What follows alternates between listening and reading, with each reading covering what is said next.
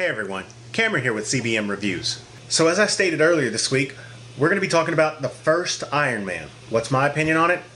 It was amazing. I remember the first time that I went to the movie theater and I watched Robert Downey Jr. portray Tony Stark, how he was this very arrogant person, he's really cocky, and then he got humbled because of the situation that happened.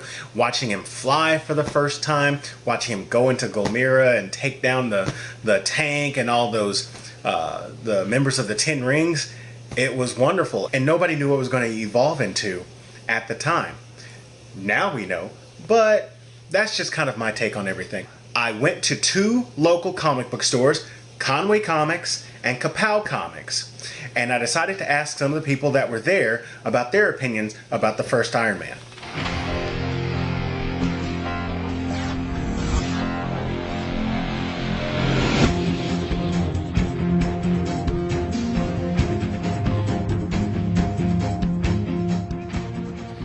First Iron Man movie is awesome. You know, it's the first one, obviously, where Marvel Studios stuff started.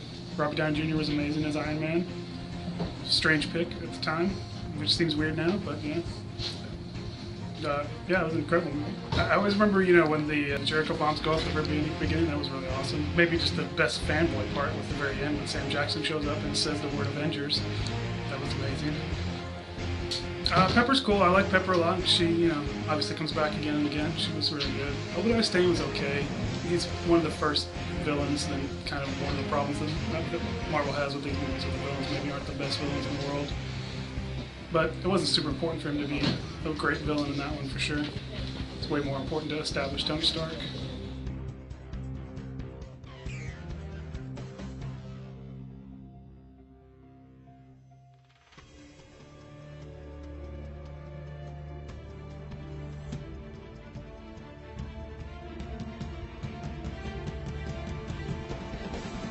So I grew up, my favorite series growing up was the George Perez, Kurt Busiek Avengers run. So that's where I first found Iron Man. And when this movie came out, you know, we'd had some Batman films, but we'd never really had anything else resembling a serious take on a superhero. So when Iron Man came out, it was very cool to see this Hollywood machine pump out this serious take on what it was to be a superhero, even though they changed some of the mythos. That to me was the best part, because you got to see Iron Man revisited from a modern standpoint, using the Iraq War, things that are going on now, but treated seriously. I mean, I was good when I saw the trailer. As soon as I seen the baby rocket hit the tank, I was good. But yeah, man, when I saw the movie, I was like, oh man, I was hooked. But I didn't know to stay afterwards for the credits.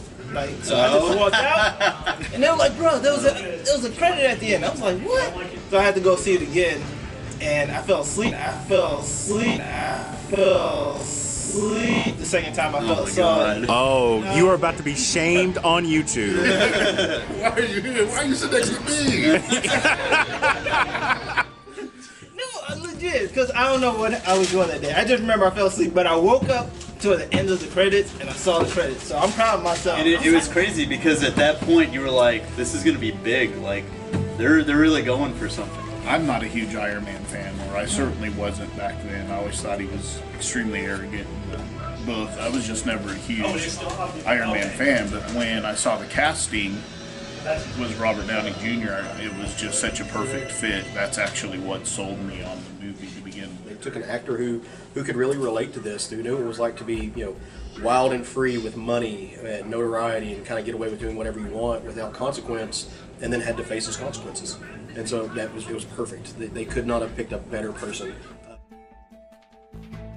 I didn't have any feelings towards Terrence Howard. You can't have Soul Glow in the first Iron Man movie and think you're going to make it to the second one. He clearly had a perm in his head. He wasn't making it to the second Iron Man movie. He didn't have the natural. So I'm just telling y'all the truth. I think you have to compare it to the, you know, to '89 Batman, to Michael Keaton stuff. That stuff was all, they were amazing movies, and I will rewatch those movies 3 or 4 times this year.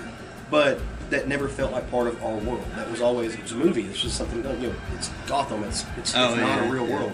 Iron Man felt real. Iron Man felt like something that could be happening in the world right now. I mean, plus at the time we were smack in the middle of what we did not know turned out to be, you know, almost 18 years of the Iraqi War.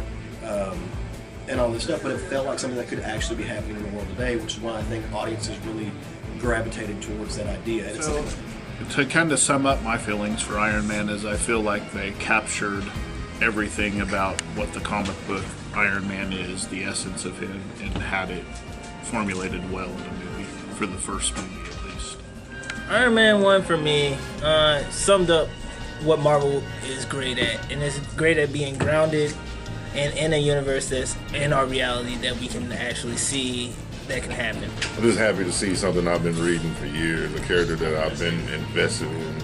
I mean, from childhood to adulthood. For me, it's further proof that big dreams and big aspirations can build something beautiful. I mean, when Jon Favreau put that movie together, he had no idea what he was helping to create.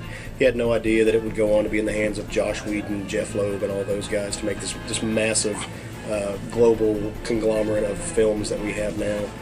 They made it for a relatively cheap price, and it paid dividends, and it made Marvel Studios. Yeah, what he said, but better.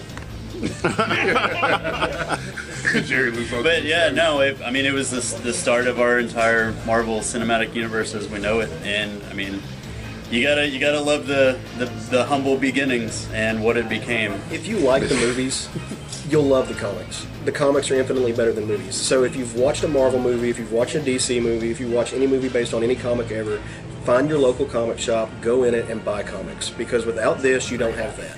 So pick up a couple floppies, worth every penny of it. So find your local comics, buy comics. I definitely want to give a huge thank you to Conway Comics and Kapow Comics for agreeing to let me film in their venue. Thank you guys very much, and hopefully we'll get to do this again sometime soon. Now it comes down to you guys. Do you want to have your clip featured in the next episode? You gotta go watch The Incredible Hulk starring Edward Norton. Watch that, make you a clip about what you liked about it.